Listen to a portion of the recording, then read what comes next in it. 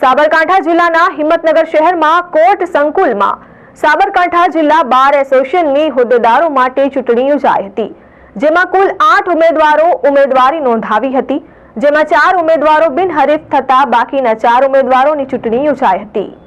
સાબરકાંઠા જિલ્લા બાર એસોસિએશનની 2024 વર્ષમાં હોદ્દેદારો માટે ચૂંટણી યોજાઈ હતી। હિંમતનગરના કોર્ટ સંકુલમાં સવારે મતદાન શરૂ કરાયું હતું, જેમાં 4 ની સામે કોઈ ઉમેદવારી ન નોંધવામાં આવતા તેઓ ઉમેદવારો બિનહરીફ થયા હતા। બાકીના 4 ઉમેદવાર માટે ચૂંટણી યોજાઈ હતી।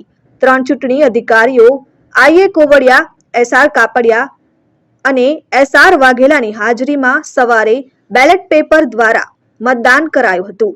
સાબરકાંઠા જિલ્લા બાર એસોસિએશન કુલ મત 541 ની ચૂંટણી યોજાઈ હતી। પ્રમુખ પદના ઉમેદવાર બિનહરીફ થયા હતા અને ખજાનચી બાર લો લાઇબ્રેરી અને બાર લો લાઇબ્રેરી સેક્રેટરી તરીકે ઉમેદવાર બિનહરીફ વિજય થયા હતા।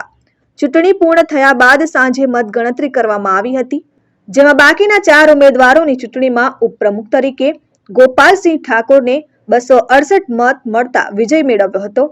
સેક્રેટરી ઉમેદવાર તરીકે વણઝર જેઠાભાઈને 258 મત મળતા વિજય મેળવ્યો હતો। જોઈન્ટ સેક્રેટરી તરીકે ઉમેદવાર મકવાણા દીપકભાઈને 265 મત મળતા વિજય થયા હતા અને સ્ત્રી અનામત જોઈન્ટ સેક્રેટરી તરીકે ઉમેદવાર થોરી નીલમબેનને 251 મત મળતા વિજેતા જાહેર કરવામાં આવ્યા હતા। ત્યારબાદ 4 ઉમેદવાર વિજય થતા ગુલાલ એકબીજાને લગાવીને ખુશી મનાવવામાં આવી હતી। સાબરકાંઠા જિલ્લા બાર એસોસિએશનની સને 2024ના વર્ષની હોદ્દેદારોની ચૂંટણી આજ રોજ યોજવામાં આવી હતી। તેમાં પ્રમુખ તરીકે રાજેન્દ્ર શર્મા, વિશંબર દયાલ બિનહરીફ કરવામાં આવેલા। ઉપપ્રમુખ તરીકે ઠાકોર ગોપાલસિંહ શિવસિંહ અને મંસૂરી જાન મોહમ્મદ ફકીર મોહમ્મદની ચૂંટણી યોજાયેલી, જેમાં ઠાકોર ગોપાલસિંહ શિવસિંહ વિજેતા થયેલા।